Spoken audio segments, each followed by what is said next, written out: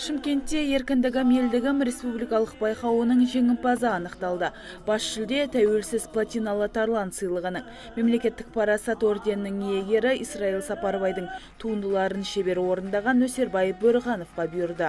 Талантты әнші бала күнінен өнер айдынында қалықтап, түрлі байқауларда бақ сынап, қанжығасын жүлделермен толықтырған. Халық әндерін айтып, төл өнерді дәріптеп келеді. 3 жылдан бері Жамшық Қалдаяқов атындағы облыстық филармонияда қызмет етеді.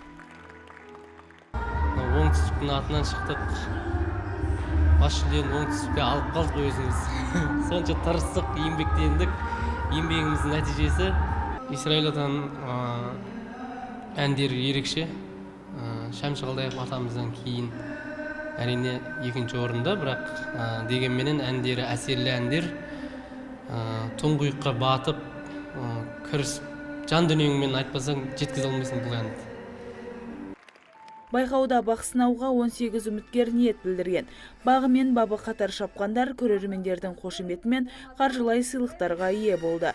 Сайыс қазақ өнерінің дамып, талантты жастардың шеберлігін шыңдауға бағытталған. Композитордың шығармашылығын насихаттап дәріптеу, сазгердің әндері арқылы елдің рухын биіктету, сонымен қатар жеке шығармашылық тұлғалардың қалыптасуына ықпал ету осы байқаудың мақсаты болып табылады. Елбасымыз болашаққа бағдар рухани жаңғыру мақаласында жастарымызға үлкен сенім артып отыр. Әрине бұл байқау жастарымызға үлкен серпіліс береді. Қазақылықтың нисан қаған Исраил Сапарбайдың әр туындысы ендаланың дархандығын, халқымыздың жомарттығын бейнелейді. Оның жүрегінен шыққан 160-тан асты әуен, 150-ге жуық әннің мәтіні жастардың өнерге деген ынтызарлығын оятады. Қазақ өнерінің өркендеуіне ұшан теңіз үлес қосқан өнер иесін күнгейліктер ыстық ықыласпен қарсы алып, қошеметін аямады.